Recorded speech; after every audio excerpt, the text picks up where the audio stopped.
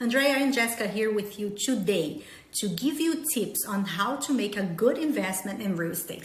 The first step is to research the market. With the world fluctuations now, there are variations in prices and supply. Also, check out the parameters related to financing, such as interest rates. True.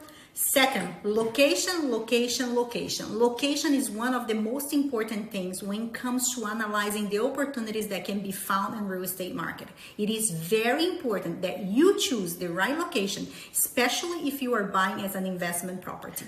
Also, seek professional advice from a loan officer. They will qualify you correctly and approve you for the loan that best fits your needs.